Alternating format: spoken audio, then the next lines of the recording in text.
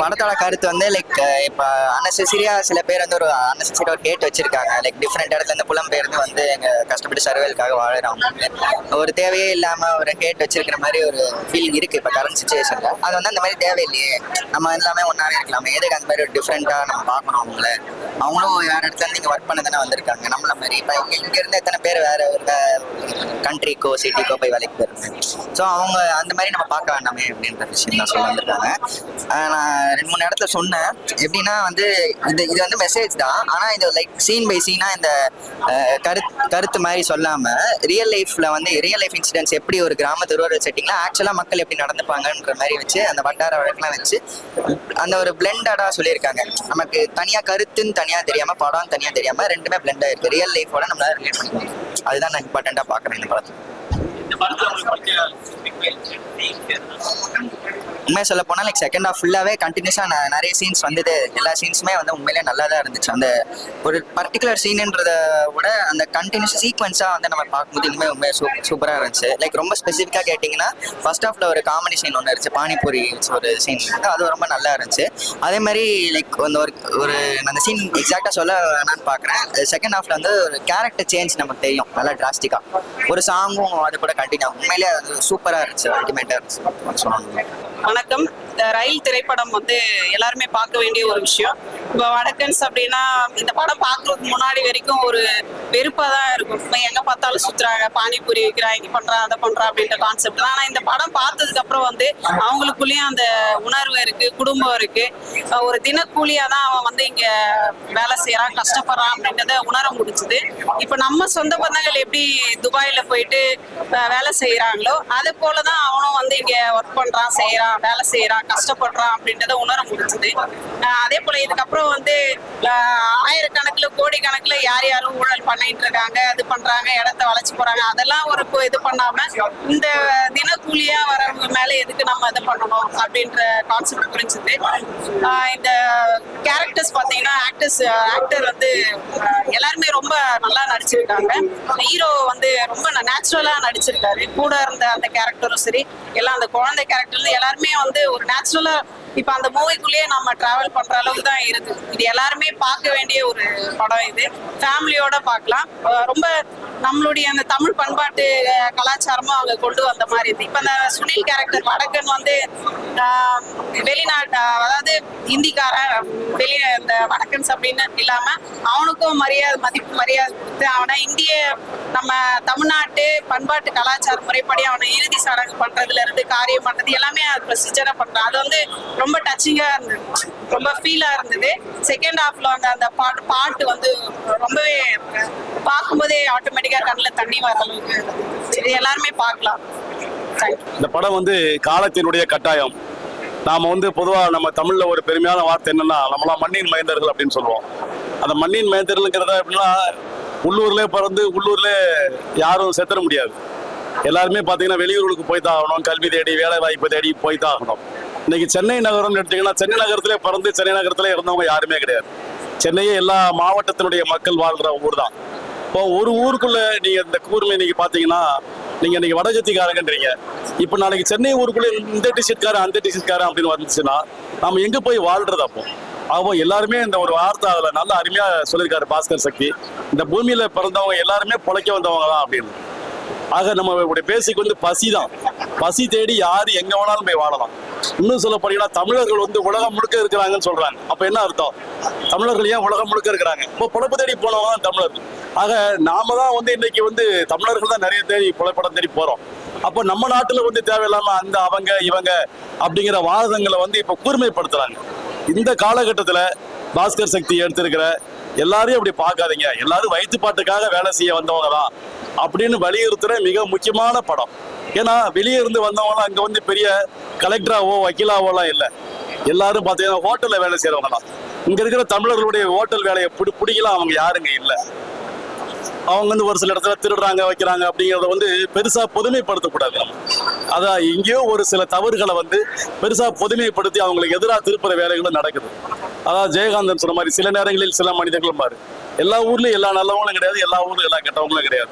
அங்கிருந்து வர்றவங்க ஒரு சிலவங்க ஏதோ சில தவறுகளை பொதுமைப்படுத்தி அவங்க நம்ம ஊர்ல இருந்து அப்படி பண்றாங்க எப்படி பண்றாங்கிற வாதங்களும் இன்னைக்கு அதிகமாகுது. எல்லாரும் பாவம், ஐயோ பாவம். நீங்க அந்த ட்ரெயின்ல நீங்க அதான் அருமையான தலைப்பு தான் ரயில்ங்கிறது. எனக்கு சொல்லப்போனா வடக்கனுங்கிற தலைப்போட ரயில் தலைப்பே எனக்கு ரொம்ப நல்லாவே இருக்கு.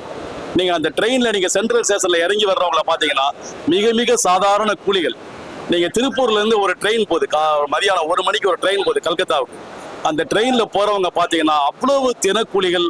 அந்த நீங்க அந்த அன்ரிசர்வ்டு கம்பார்ட்மெண்ட்ல பாத்தீங்கன்னா மிக சாதாரண கூலிகள் தான். அந்த தெற்கு வடக்கு நோக்கி பயணம் செய்யறவங்களும் அங்கிருந்து ஒரு லீவு முடிச்சு திரும்பி வர்றவங்களும் பாத்தீங்கன்னா மிக மிக சாதாரண கூலிகள். அவங்களுக்கு எதிராக நம்ம அப்படி ஒரு வாதத்தெல்லாம் வைக்க தேவையில்லை அப்படிங்கிறத ஒரு கலை மூலமா தான் நம்ம நிரூபிக்க முடியும். இதை நீங்க பொதுக்கூட்டம் பேசலாம் நிரூபிக்க முடியாது. ஒரு திரைப்படமோ இல்லை ஒரு ஆர்ட் ஃபார்மோ தான் மக்கள் மனதில் ஒரு மாற்றத்தை ஏற்படுத்த முடியும். அந்த வகையில் காலத்தின் கட்டாயம் கருதி பாஸ்கர் சக்தி எடுத்துக்கிட்ட மிக முக்கியமான படம், அனைவரும் குடும்பத்தோடு பார்க்க வேண்டிய ஒரு படம். வணக்கம் PDI ரிப்போர்ட்டர்ஸ் நேயர்களுக்கு என்னோட பணிவான வணக்கம். நான் தான் ரயில் திரைப்படத்துடைய கதாநாயகன் பேசுகிறேன். எனக்கு ரொம்ப மகிழ்ச்சியாக இருக்குது. இந்த கதாநாயகன் நான் ஏன் சொல்கிறேன்னா, அந்த கதை அந்த மாதிரி இருக்குங்க. ரயில் திரைப்படத்தோட கதை ரொம்ப அழகான படம். நான் காசி டாக்கீஸில் இந்த ஷோ பார்த்தேன். எனக்கே ரொம்ப ரொம்ப ஃபீல் கனெக்டாக இருக்குது. நானும் நார்மல் ஹியூமன் பீ தானே. என்னதான் தியேட்டர் ஆர்டிஸ்டாக இருந்தால் கூட, கதை டெக்னிக்கலாக பார்த்து பழக்கப்பட்டா இருந்தால் கூட, படம் பார்க்கும்போது சில இடத்துல எனக்கு அழக வருது, சில இடத்துல எனக்கு கோபம் வருது, சில இடத்துல ரொம்ப இன்டிமேசியான சில உணர்வுகள்லாம் ஏற்படுது. அது சொல்ல முடியாத உணர்வுங்க நிறைய உள்ளுக்குள்ள நடக்குது. நீங்களும் அந்த தேட்டரில் குடும்பத்தோடு பாருங்க. ரொம்ப அழகாக வந்திருக்கு. பாஸ்கர் சித்தி சாருடைய டெக்ஸ்ட்டு, டீனியூசர் சாருடைய கேமரா, ஒரு ஜனனி அவங்களுடைய மியூசிக், இதெல்லாமே ரொம்ப ஒரு டீமாக கனெக்ட் ஆகி ஒரு பயங்கரமான ஒரு வேவ் ஒன்று நடந்திருக்கு. அந்த வேவை நீங்களும் ஃபீல் பண்ணலாம். குடும்பத்தோட இந்த தேட்டரில் பாருங்க. ஏன் குடும்பத்தோட தேட்டரில் பாருங்க அப்படின்னா, இந்த கதை நம்ம ஊரில் நம்ம வீட்டு பக்கத்துல நமக்கு தெரிஞ்ச நண்பர்கள், நமக்கு தெரிஞ்ச குடும்பங்களுக்கு நடந்த ஒரு சம்பவம் மாதிரியே இருக்கும்.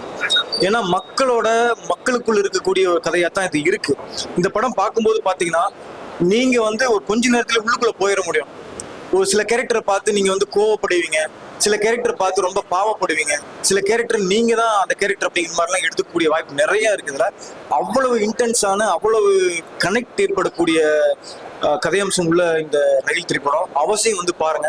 ஏன்னா படம் பார்த்துட்டு நீங்க வெளியில போகும்போது எந்த ஒரு விஷயம் பண்ணினாலுமே பாத்தீங்கன்னா நமக்கு அதுல ஒரு ஃபீல் கிடைக்கணும் இல்லைங்களா? அந்த வகையில் இந்த படம் பார்த்துட்டு நீங்க வெளியில போகும்போது கண்டிப்பா உங்க வாழ்க்கையில் நடந்த சம்பவத்தை ஏதோ ஒரு விஷயத்தையாவது நீங்க கனெக்ட் பண்ணிப்பீங்க.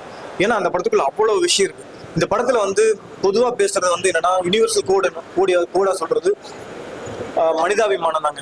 எப்படி எல்லாருக்கும் தண்ணீர், நிலம், நீர், நெருப்பு எல்லாம் பொதுவோ அதே மாதிரியான விஷயத்தை தான் இந்த படத்துல பண்ணியிருக்காங்க. இந்த படம் ஆகாவும் அப்படிலாம் ஒண்ணு இல்லை. ரொம்ப ஜனரஞ்சகமான, ரொம்ப அழகான மனிதனுடைய உணர்வுகளை பேசக்கூடிய படம் தான் இது.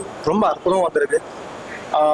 இந்த படத்துல ஒரு 4 பாட்டு இருக்கு. பாட்டு ரொம்ப அழகா இருக்கும். பாட்டு போட்டு தனியா இல்லாம கதை அம்சம் உள்ள பாட்டா இருக்கு. சின்ன குழந்தையிலேருந்து பெரியவங்க வரைக்கும் ரொம்ப அற்புதமா இந்த கதையில, இந்த கதை பார்த்தீங்கன்னா முழுக்க ஒரு புத்தகம் படிச்சுட்டு, ஒரு சிறுகதை படிச்சுட்டு, ஒரு நாவல் படிச்சுட்டு நமக்கு எப்படி ஒரு ஃபீல் ஏற்படுமோ அந்த ஃபீல் டெஃபினட்டா இந்த படத்துல ஏற்படுது. ஸோ அதனால இந்த படத்தை பார்த்து நீங்களும் அதை எக்ஸ்பீரியன்ஸ் பண்ணணும். எக்ஸ்பீரியன்ஸ் பண்ணும்போது தான் உங்களுக்கு ஒரு ப்ராசஸ் நடக்கும். அந்த ப்ராசஸ் எல்லாருக்குமே நடக்கும்னு நான் விருப்பப்படுறேன். ஸோ அதனால குடும்பத்தோட இந்த படம் பாருங்க. நல்ல ஒரு எக்ஸ்பீரியன்ஸை கண்டிப்பா ஃபீல் பண்ணுவேன். அது மாதிரி கதையை கொண்டு போயிருக்காரு. ரொம்ப நல்லா இருக்கு. பாட்டும் நல்லா இருக்கு. அந்த தேவாசருடைய பாட்டு ஒரு ஃபர்ஸ்ட் ஹாஃப்க்கு அப்புறம் நல்லா இருக்கும். ஏன்னா படம் முடிகிறப்போ வரும்போது அது சரியா ஜனங்களோட பார்க்கக்கூடிய நிலையில இல்லை.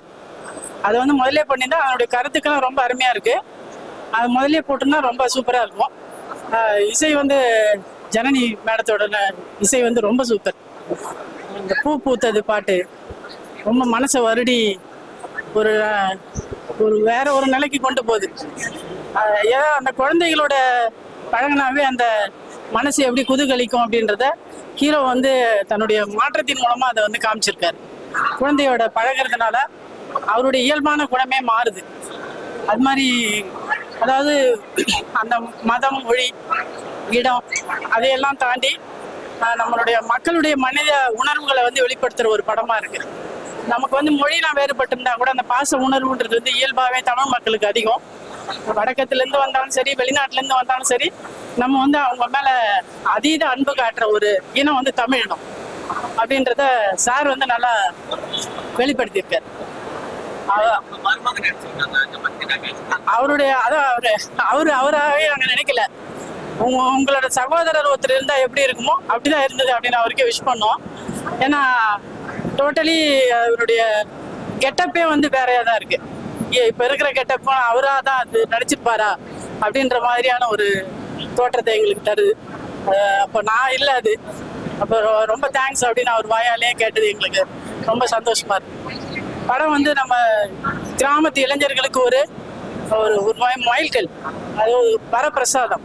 கண்டிப்பாக அதை ஏற்று தன்னுடைய வாழ்க்கையில மாற்றத்தை கொண்டு வரணும்னு நினைக்கிற இளைஞர்களுக்கு அது ஒரு வழிகாட்டியாக அமையும். ஜனங்க வந்து எத்தனையோ படங்களை கமர்ஷியல் மூவிஸ்லாம் பார்த்துட்டு இதை பார்த்தா ஒரு மன மாற்றம் அடையும் அப்படின்றது வந்து எங்களுடைய நம்பிக்கையா இருக்கு. ரொம்ப சூப்பரா இருக்கு படம். ஸ்க்ரீன்ல வந்து கொஞ்சம் வெறுப்பு வர மாதிரியான கேரக்டர், ஆனா வீட்டில் வந்து ரொம்ப மருமகன்றதை தாண்டி என்னுடைய மகனாக தான் அவரு நான் பார்க்குறேன். என் மகன் இல்லை, 2 மகள் எனக்கு. ஆனால் ஒரு அம்மா கிட்ட எப்படி ஒரு மகன் வந்து அன்பை காட்டுவாரோ அந்த அன்பு எனக்கு 5 days தான் ஆச்சு திருமணம் ஆகி. அந்த அன்பு முதல் நாள்லேருந்தே எனக்கு 5 நாளா ஒரு மகன் இல்லாத குறையை அவர் வந்து தீர்த்து வச்சிருக்காரு.